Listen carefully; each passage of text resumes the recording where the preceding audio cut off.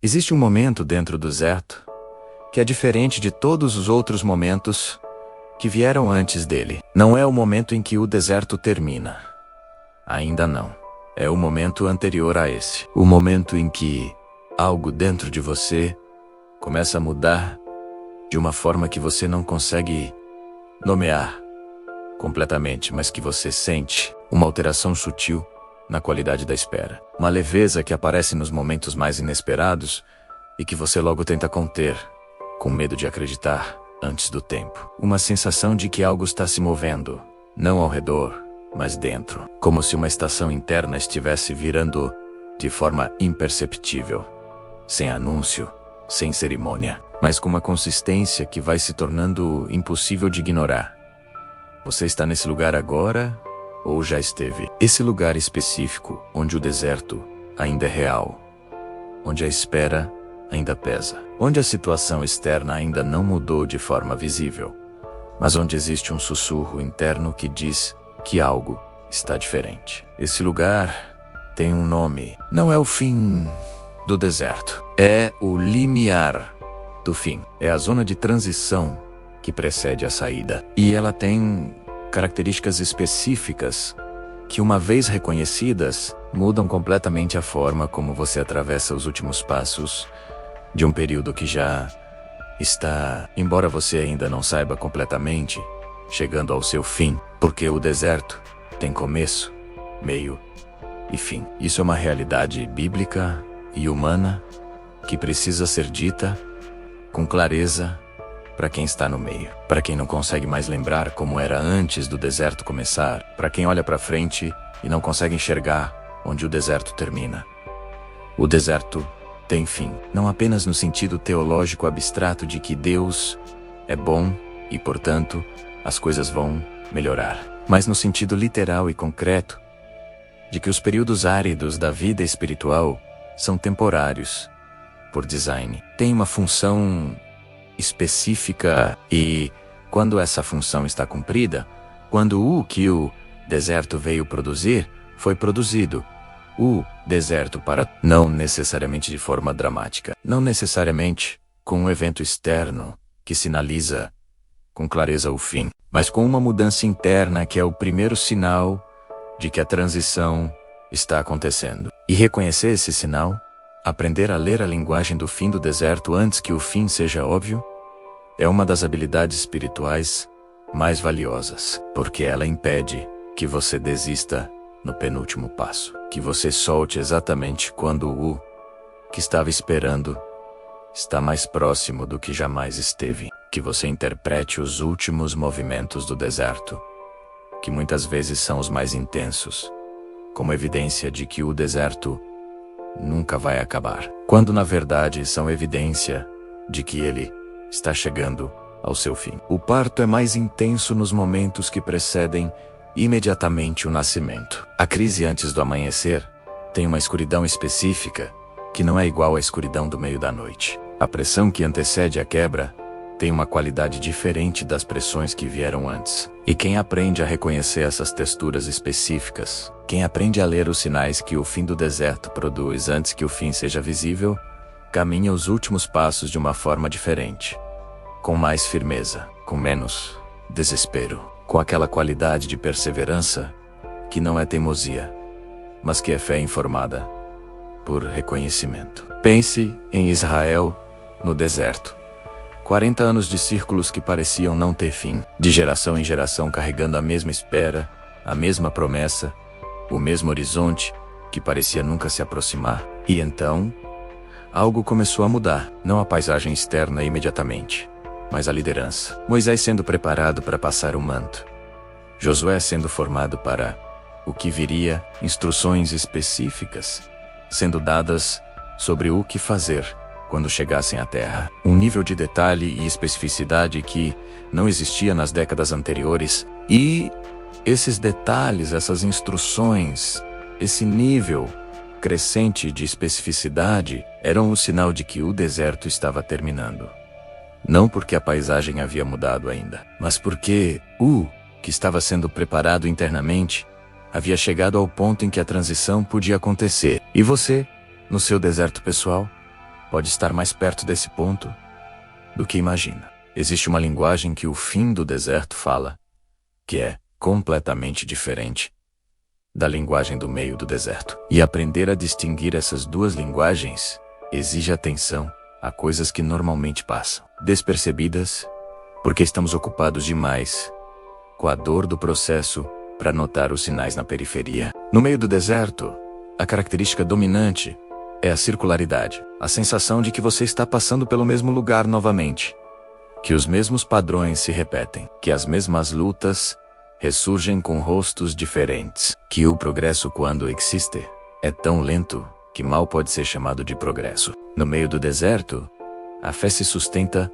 quase que exclusivamente pela promessa, pela memória do que Deus disse antes do deserto começar, pela decisão de continuar acreditando, mesmo quando não há nada externo que confirme que a crença faz sentido. Mas no limiar do fim do deserto, algo começa a mudar nessa dinâmica. A fé começa a encontrar confirmações pequenas, não o cumprimento da promessa ainda, mas sinais de que o movimento está acontecendo. Pequenas claridades que aparecem no meio da névoa, pequenas aberturas que se fecham antes de você poder atravessá-las completamente, mas que revelam que existe um outro lado, que a névoa não é infinita, que além do que você consegue ver agora, existe algo diferente do que você está vivendo agora. Elias viveu isso. Após o período mais exaustivo da sua jornada, após a caverna, após o silêncio, após a voz quieta, Deus deu uma instrução que parecia impossível,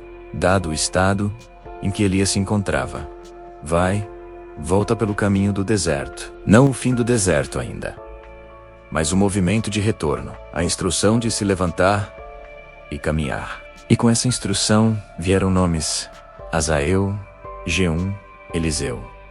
Nomes específicos de pessoas e propósitos que estavam à frente. Nomes que o meio do deserto não havia revelado porque o tempo deles ainda não havia chegado, mas que no limiar da saída começaram a ser pronunciados. Porque quando o fim do deserto está se aproximando, Deus começa a falar de forma diferente sobre o futuro.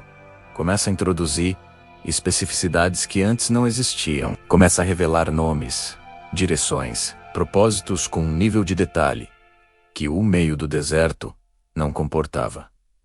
Porque a formação necessária para receber aquele nível de detalhe ainda não havia sido completada. E isso é um dos sinais mais confiáveis de que o fim está chegando. Quando a linguagem de Deus começa a se tornar mais específica, quando a promessa que antes era genérica começa a ganhar contornos, quando você começa a receber não apenas conforto, mas direção, não apenas sustentação para o presente, mas visão para o que está à frente. Existe também um sinal interno que precede o fim do deserto, que é mais sutil, mas igualmente real. É uma mudança na qualidade do cansaço. No meio do deserto, o cansaço tem um peso de não saber quando vai acabar. É um cansaço que às vezes se transforma em desespero, porque o horizonte não muda de lugar. Não importa quanto você avança, mas no limiar do fim, o cansaço muda de qualidade. Começa a ter mais a textura do cansaço de quem está nos últimos quilômetros, mas que começa a sentir, de forma ainda tênue, que a chegada é real. Que o que pareceu abstrato por tanto tempo está começando a ganhar uma concretude que não existia antes. Paulo escreve em Gálatas que não desanimemos de fazer o bem, porque a seu tempo ceifaremos, se não desfalecermos, porque ela pressupõe que existe um tempo certo para a colheita. Não um tempo arbitrário, um tempo que está integrado no design do que foi plantado. Toda semente tem uma janela de germinação. Todo processo tem um ritmo que não pode ser acelerado nem desacelerado, além de certos limites, sem comprometer o resultado. E quando você está no deserto, quando você está cansado do processo, a promessa da colheita no tempo certo não é um consolo vago. É uma informação sobre a natureza do processo. É o reconhecimento de que o que está sendo plantado tem um tempo de maturação. E quando esse tempo for cumprido, a colheita não pode ser retida. Ela vem com a mesma inevitabilidade com que a primavera segue o inverno, com a mesma certeza com que o amanhecer segue a noite. Não como recompensa pelo seu desempenho, mas como resultado natural de um processo que foi completado. Existe um detalhe no relato do batismo de Jesus que passa despercebido na maioria das leituras, porque estamos focados no evento principal. O Espírito desceu, como pomba. A voz do Pai falou do céu. Foi um momento de confirmação pública e de abertura de ministério. Mas o que os evangelhos registram imediatamente depois disso é que o Espírito levou Jesus ao deserto imediatamente. Não após um período de ministério. Não depois de algum tempo desfrutando da confirmação que havia recebido. 40 dias. Sem público. Sem milagres. Sem nada do que definia externamente o propósito para o qual ele havia sido ungido. Apenas o deserto. Apenas a tentação. Apenas o processo de ser testado em cada ponto de vulnerabilidade humana antes de ser enviado. E então, quando os 40 dias terminaram, quando o deserto cumpriu o que precisava cumprir, Jesus voltou. Ele voltou no poder do Espírito. Havia uma qualidade diferente na saída do deserto que não existia na entrada. Havia uma autoridade forjada, uma solidez que só o deserto pode produzir, porque separa o que é genuíno do que é superficial. E quando você sair do seu deserto, quando o período que está vivendo chegar ao fim, você vai sair diferente de como entrou. Não porque o deserto foi agradável, mas porque o que foi produzido nele é real de uma forma que antes não era completamente. Existe uma autoridade espiritual que nasce especificamente de ter permanecido, mesmo quando queria desistir. É a decisão repetida de continuar se apresentando diante de Deus, mesmo sem sentir muito, mesmo sem ver muito. Essa autoridade não é arrogância. É substância. É a diferença entre falar sobre Deus de memória e falar sobre Deus de experiência. O mundo precisa de quem saiu do outro lado. De quem pode dizer: eu estive lá. Eu conheço aquela escuridão. Posso te dizer com certeza que tem um outro lado. Que o deserto tem fim. Que a promessa continua válida. Os sinais do fim estão chegando. Você os está sentindo. Aquela leveza inesperada que aparece nos momentos mais improváveis. Aquela clareza repentina sobre algo confuso. Aquela sensação de que algo fechado dentro de você está começando a se abrir. Aquela qualidade diferente na oração, mais íntima, mais como conversa do que como clamor. Esses são os sinais sutis. Eles dizem que o que estava sendo formado está chegando à maturidade, que o que estava sendo plantado está prestes a brotar. O que você faz com esses sinais importa. Não os descarte como ilusão. Simplesmente os receba e deixe que alimentem a perseverança. Você não está perdido, não está esquecido. Você está nos últimos dias de um processo que sempre teve saída. Quando você olhar para trás do outro lado, vai reconhecer com uma clareza que vai te surpreender o que foi construído. Você vai saber que o deserto não foi punição, foi preparação. Foi o espaço mais sagrado da sua história espiritual até aqui. Continue.